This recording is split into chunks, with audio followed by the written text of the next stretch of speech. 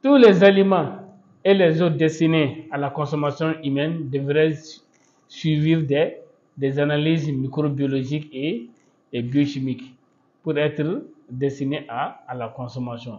Bonjour et bienvenue dans cette vidéo. On va prendre l'eau qui est destinée à la consommation humaine, comment on fait son analyse microbiologique du début jusqu'à la fin. D'accord? Pourquoi j'ai choisi l'eau? Il faudra savoir que chaque fois que vous avez un aliment et un produit liquide, c'est de la même manière qu'il faut l'analyser. D'accord? Ici, on a pris l'eau, on va analyser ça du début jusqu'à la fin, jusqu'à calculer l'unité format colonie pour 100 ml. Alors, pour l'eau, il faudra respecter d'abord les conditions de prélèvement de l'eau. C'est très, très important pour ne pas amener des contaminations. D'accord? Alors, maintenant, une fois que on fait le prélèvement, si tout est bien fait dans les conditions de celle-ci, on va passer à vous montrer les milliers de cultures et les germes recherchés dans l'eau. Alors, on va vous montrer les milliers de cultures qu'il faut utiliser, n'est-ce pas, pour l'analyse microbiologique de l'eau destinée à la consommation humaine. On peut utiliser beaucoup de milliers, mais ici, je vous ai réuni les milliers essentiels qu'il faut vraiment utiliser lorsque vous recherchez les germes responsables des contaminations des eaux des boissons. D'accord? Vous avez besoin du bécher, la balance de précision, les bouteilles pour recevoir les milliers d'écriture. Voici les milliers d'écriture. Vous avez besoin de la plaque chauffante, n'est-ce pas, pour préparer les milliers. Alors, on va vous montrer maintenant ces milliers d'écriture un à un et puis leur utilité. Pour cela, il faudra savoir maintenant les germes qu'il faut rechercher. Parce qu'en fonction de ces germes-là, on sélectionne les milliers de cultures. On a d'abord la flore, on va rechercher la flore mésophile aérobie totale. On va rechercher les coliformes totaux, les coliformes fécaux, les salmonelles et Shigella, et Escherichia coli, qui est le chef de file même, parce que lui, c'est un germe de contamination par excellence, d'accord? On va rechercher aussi les Enterococcus faecalis, eux aussi, ils sont des contaminants par excellence. On recherche aussi les Clostridium difficile, les staphylocoques et les vibrio cholériques. Alors maintenant, on va passer à vous montrer ces milliers là un à un. Voilà. Pour la flore mésophile aérobie totale, on va utiliser les milliers PCA. PCA, ça veut dire plante compte agar. C'est un millier utilisé pour les dénombrements. Pour les coliformes fécaux au totaux, on va utiliser les milliers désoxycholates. Il faudra comprendre qu'ici, les milliers désoxycholates, c'est un millier utilisé en même temps pour les coliformes fécaux et les coliformes totaux, mais à une température différente. Les coliformes totaux sont incubés à 37 degrés et les fécaux à 44 degrés. Maintenant, pour les salmonelles et Shigella, on va utiliser la zélose SS, d'accord? Et pour faire la différence entre les salmonelles et les Shigella sur cette zélose, il faudra savoir que les colonies de salmonelles vont pousser avec un centre noir où la totalité de la colonie sera noire. C'est dû à l'acidification, à la production de l'hydrogène disulfuré, H2S. Maintenant, le milieu concret est utilisé pour les bacilles à gram négatif, n'est-ce pas? Mais nous, on utilise ces milieux-là pour rechercher Escherichia coli. Parce que selon les caractéristiques d'Escherichia coli sur ces milieux, on va compter les colonies qui sont rouges, d'accord? Ça, c'est généralement dit à l'Escherichia coli. Pourquoi Escherichia coli? Parce que Escherichia coli, c'est un indicateur de contamination par excellence. Maintenant, pour les Enterococcus faecalis, on utilise ces milliers-là, d'accord? C'est pour le dénombrement des Enterococcus faecalis et aussi qui sont aussi des indicateurs de contamination par excellence. La zélose Chapman, ça c'est utilisé pour le dénombrement des staphylocoques, d'accord? Et sur cette zélose-là aussi, on peut mettre une petite différence entre les Staphylococcus aureus et les autres staphylocoques par rapport à la coloration de la colonie qui est jaune doré pour les Staphylococcus aureus. Alors maintenant, sans plus tarder, on va passer à la préparation des milliers de cultures. Vous avez déjà vu dans dans plusieurs vidéos comment on prépare les milliers de cultures, n'est-ce pas? En fonction de ce que les fabricants donnent, on calcule la quantité dont on a besoin, n'est-ce pas? Maintenant, vous voyez, maintenant, en fonction des besoins, nous, on va préparer 200 ml pour chaque millier de cultures.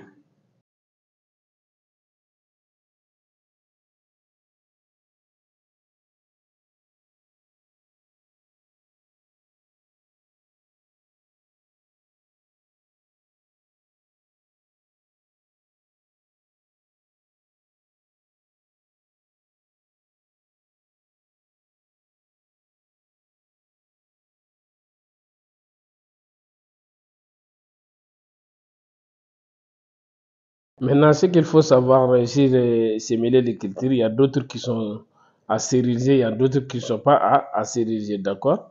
Il faudra savoir que ceux qui ne sont pas à stériliser, la température de la stérilisation détruira leurs composants, d'accord?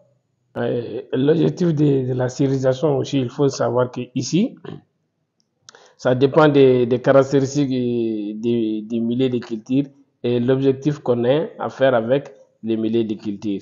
D'accord? Si le risque de contamination est trop élevé, il faudra stériliser ces milliers. Par contre, si le risque de contamination est très faible, souvent il n'est pas nécessaire de stériliser les milliers. Alors, il faut toujours respecter ce que dit les fabricants. D'accord? Lorsque vous préparez les milliers de cultures, le fabricant vous donne le mode opératoire pour la préparation des milliers de cultures. Si ces milliers est à stériliser, il faudra les stériliser. Si ce n'est pas à stériliser aussi, il ne faut pas les stériliser. Je vais aussi stériliser même les boîtes de pétri parce que moi j'ai des boîtes de pétri à usage multiple. Après utilisation, on les stérilise avec les milliers de cultures. Après, on les lave. Ce sont des boîtes de pétri qui sont multi-utilisables. Vous voyez? Ce sont des boîtes de pétri que vous voyez, n'est-ce pas? Ce sont en verre. Ils sont stérilisables, ils supportent la température jusqu'à 121 degrés Celsius. Maintenant, règle de l'asepsie. Après la stérilisation des milliers de cultures, on va les couler dans les boîtes de pétri. Ici, aujourd'hui, je vais vous montrer l'ensemencement sur surface en microbiologie, d'accord? On va ensemencer 200 microlitres de l'échantillon et en fonction de ces 200 microlitres, on va calculer l'unité format colonie pour 100 millilitres, d'accord? Les règles de l'asepsie, c'est très simple. Là où il n'y a pas de germes, il ne faut pas en apporter. Là où il existe les germes, il faudra les combattre et les tuer. J'ai compris? Alors ici, pour couler les milliers de cultures, faites beaucoup attention à ne pas contaminer votre millier de cultures. D'accord? Et commencez toujours par l'identification. J'ai compris, c'est très important.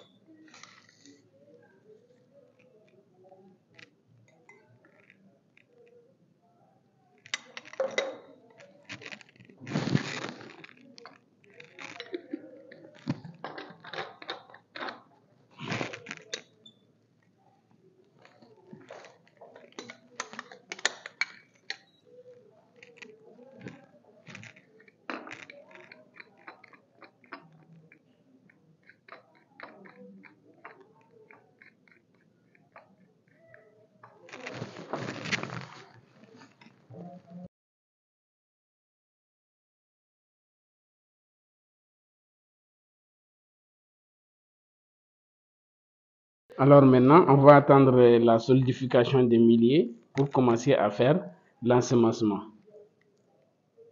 Alors maintenant, après les milliers, que les milliers soient solides, il faudra identifier. C'est très important d'identifier les milliers de cultures. Comme vous voyez ici, vous voyez la date, n'est-ce pas? Et puis, vous voyez les micro-organismes qu'on recherche.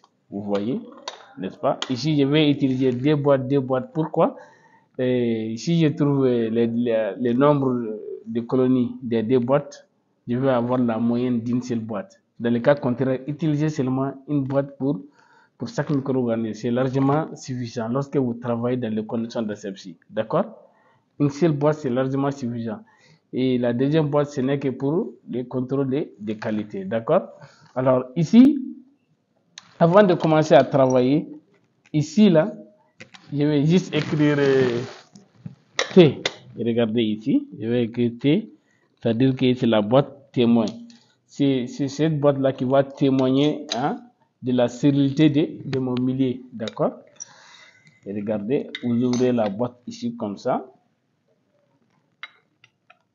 Vous voyez, n'est-ce pas? Je vais commencer maintenant à travailler. Et on va faire l'ensemencement sur surface. Voici votre échantillon qui est là. Vous voyez, il faut toujours remuer. Maintenant, si l'eau était trouble, vous allez faire des dilutions, n'est-ce pas? Ici, vous voyez que l'apparence de l'eau est claire et c'est ensemençable. Dans le cas contraire, si c'était trouble, vous allez faire des épreuves de dilution.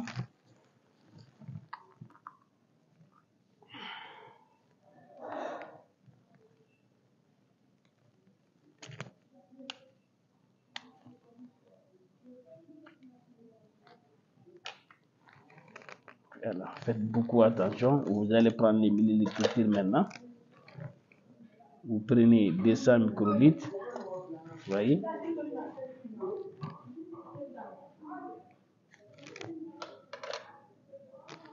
Vous allez stériliser l'anse, n'est-ce pas? L'anse en râteau. Maintenant, regardez. Vous allez et regardez. Vous voyez.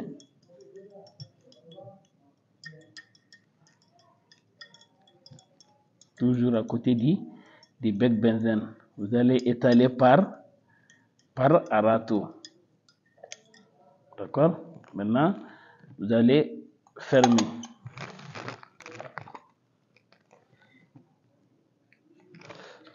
Faites beaucoup attention. Il faut toujours stériliser l'anse à chaque utilisation. D'accord? C'est très très important. Il ne faut pas toucher aussi l'échantillon avec lorsque l'anse est chaud ou dans le cas contraire, vous pouvez le refroidir de ces côtés-là. D'accord? Après, vous allez étaler. Faites beaucoup attention à ne pas charcuter aussi la zélose. Et regardez bien la zélose, d'accord?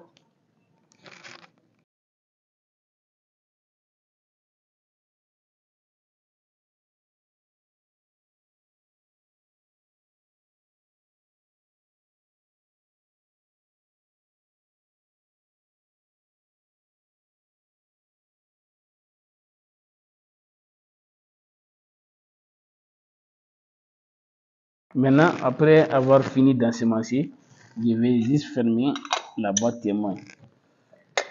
Maintenant, il faudra savoir l'incubation maintenant. Les coliformes totaux, je vais les incuber à 37 degrés et E. coli aussi, d'accord?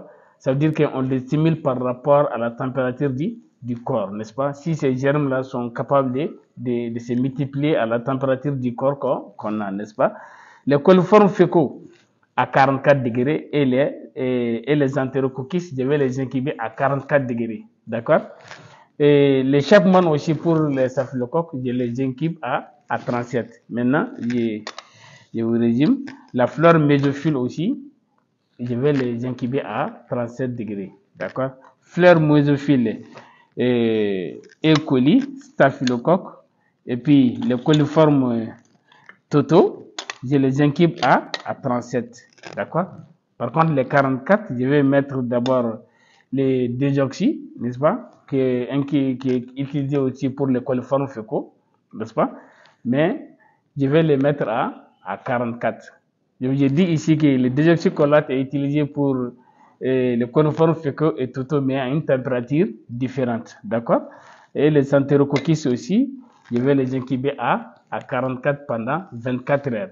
Maintenant, il faut ajouter, si vous cherchez d'autres germes, par exemple dans d'autres produits laitiers comme les levures, ça peut prendre jusqu'à 72 heures d'incubation.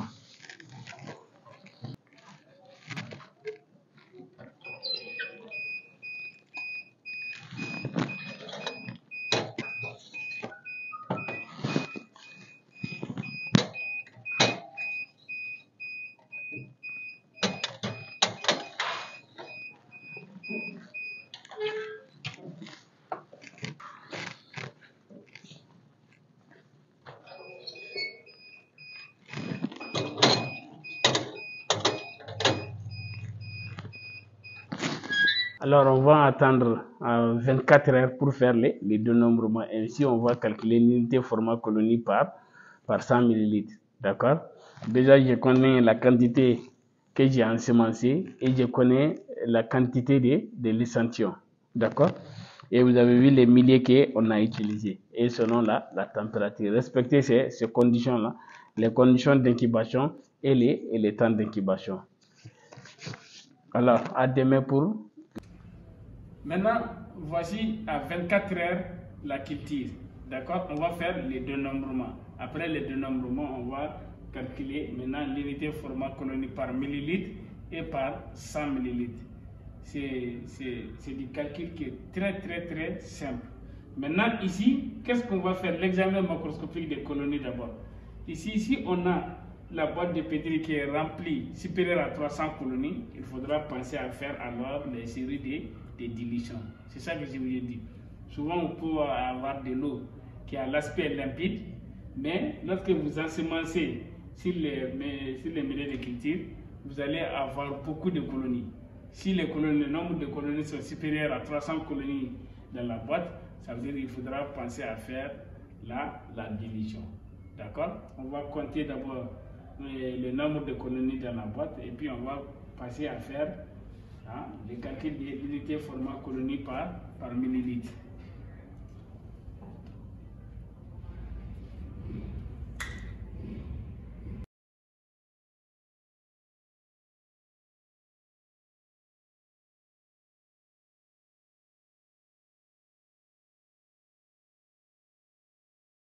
Voilà, maintenant voici les calculs.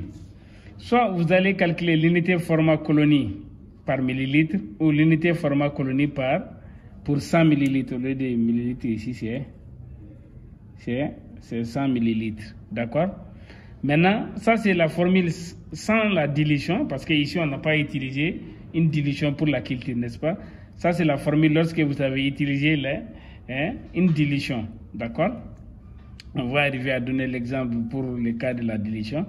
Maintenant, ici, par exemple, on a dit IFC par millilitre est égal à nombre de colonies comptées multiplié par 1000 sur volume ensemencé. Parce que ça, c'est sans la dilution. On n'a pas utilisé de dilution. On va prendre un exemple de calcul. Et regardez ici. Pour la fleur mésophylle aérobie totale, on a trouvé 180, n'est-ce pas? On va prendre ici PCA. Pour PCA, on a eu 180. On va multiplier ça par 1000. Le volume qu'on a ensemencé, c'était 200, n'est-ce pas? Sur 200. N'est-ce pas? Ça va vous donner les 900 IFC par millilitre. Alors ici, on va écrire, pour les résultats du PCA, on va écrire 900, n'est-ce pas? 900 IFC par millilitre. Et ce cadran-là, c'est réservé pour les normes, n'est-ce pas? On va calculer maintenant pour les CF. Les CF, coliformes fécaux, on a eu 15, n'est-ce pas? Alors, 15 multiplié par 1000 divisé par 200, n'est-ce pas? Ça va nous donner 75 IFC par millilitre. Alors, nous allons écrire ici aussi 75 IFC par millilitre. Alors, vous allez calculer tous les autres comme ça, n'est-ce pas? Maintenant, on va passer dans le cadre où, si on avait utilisé une dilution à 1 centième. Ça, c'est un exemple que je vous donne, n'est-ce pas? Et regardez très bien. Maintenant, pour les PCA, si on avait utilisé une dilution à 1 centième, les PCA seraient alors, regardez, 180. On a eu combien? Directement, vous pouvez prendre 900 multiplié par les 100 si vous voulez. Sinon, dans le cas contraire, vous allez prendre 180, n'est-ce pas, multiplié par 1000 sur les 200, qui est multiplié directement par 100. Ça va nous donner en perspective, vous avez vu, si on avait eu, ça avait eu 90 000 IFC par millilitre. Si on avait utilisé la dilution, mais malheureusement, ce n'est pas le cas ici. On n'a pas utilisé les facteurs de dilution. Ça, c'est le nombre d'unités format colonie, n'est-ce pas, par millilitre. Ici, ça, c'est pour 100 millilitres. Un exemple ici pour les 100 millilitres. Regardez, là, par exemple, si on a les 900 par millilitre, si on veut convertir ça en 100 millilitres, parce que généralement, vous allez voir dans les documents scientifiques, on écrit unité format colonie, soit par millilitre, soit pour 100 millilitres. N'est-ce pas? Il suffit seulement de multiplier les 100 là par les 90. C'est très simple, d'accord? On va prendre l'exemple sur les PCA. On a I 900, n'est-ce pas? 900 IFC par millilitre. Alors, pour avoir ça là, pour 100 millilitres, c'est très simple. Vous allez juste prendre directement 900 multiplié par 100, qui va nous donner en perspective 90 000 IFC pour 100 millilitres. D'accord? Ce sont des calculs qui sont très très simples. D'accord? Maintenant, on va passer dans un petit tableau pour vous montrer maintenant les résultats qu'on a eu ici et puis les normes de l'OMS. D'accord? Il faudra comprendre que ici, si vous avez vos résultats, il faudra toujours avoir la norme aussi. En fonction de la norme, vous allez savoir si votre eau ou votre autre produit là est destiné à la consommation humaine ou n'est pas destiné à la consommation humaine.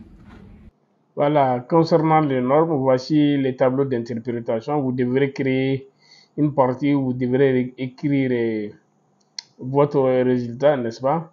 On va commencer d'abord par les paramètres microbiologiques. On a les normes et puis on a les unités et puis on a l'interprétation. On va commencer par Escherichia coli parce que c'est le chef de file. D'accord? Les normes, c'est 0 pour 100 millilitres, n'est-ce pas? Pour l'interprétation, les E. coli sont des indicateurs de contamination fécale directe, c'est-à-dire présence des pathogènes, parce que ce sont des indicateurs de contamination par excellence. On a les salmonelles SPP, c'est 0 aussi pour 100 millilitres. Et les salmonelles, ce sont des bactéries pathogènes responsables de la salmonellose, c'est-à-dire la fièvre typhoïde. On a après les Shigella SPP aussi, 0 pour 100 millilitres. C'est les bactéries du genre Shigella sont responsables de la dysenterie bacillaire, parce qu'on a plusieurs dysenteries, mais la dysenterie bacillaire est due au Shigella. On a maintenant la fleur aérobule mésophile totale, n'est-ce pas? Il faudra savoir que ici, l'OMS donne généralement comment dire, en millilitres, d'accord? Ça devrait être inférieur à 100 unités format colonie par millilitre au lieu de 100 millilitres pour la flore totale, aérobie totale, n'est-ce pas? Et ils sont des indicateurs globaux de la qualité de l'eau et de son traitement, n'est-ce pas? En fonction de ces résultats, on peut savoir si l'eau est déjà traitée ou pas traitée, d'accord? Maintenant, les staphylocoques. Les staphylocoques, eux aussi, c'est 0 pour 100 millilitres, n'est-ce pas? Et les staphylocoques, ce sont des bactéries pathogènes, surtout en cas de mauvaise qualité de l'eau, n'est-ce pas? Maintenant, passons aux Enterococcus faecalis aussi. C'est 0 pour 100 millilitres aussi. Ce sont des indicateurs de contamination fécale, n'est-ce pas? Présentes dans les selles humaines et animaux. On a les virions cholériques, c'est 0 aussi pour 100 millilitres. Ce sont les agents responsables de l'épidémie de choléra, n'est-ce pas? Alors, voici pour vous quelques normes données par l'OMS, n'est-ce pas? Il faut savoir que maintenant, il y a d'autres germes aussi qui peuvent être recherchés dans l'eau ou dans les aliments. Généralement, ce sont les bactéries qui sont couramment recherchées pour la qualité microbiologique de l'eau destinée à la consommation humaine. Alors, vous avez vu, on a pris l'eau du début jusqu'à la fin. Ça, c'est l'analyse microbiologique de la qualité de l'eau destinée à la consommation humaine, n'est-ce pas? Je vous ai montré les germes qu'on recherche couramment dans l'eau, n'est-ce pas? Et lorsque vous faites les techniques aussi, il faudra respecter les conditions d'asepsie. Une fois que vous avez vos résultats aussi, il faudra toujours les conformer par rapport aux normes, d'accord? Un bon travailleur, c'est celui qui fait son labeur quotidien avec amour et conscience.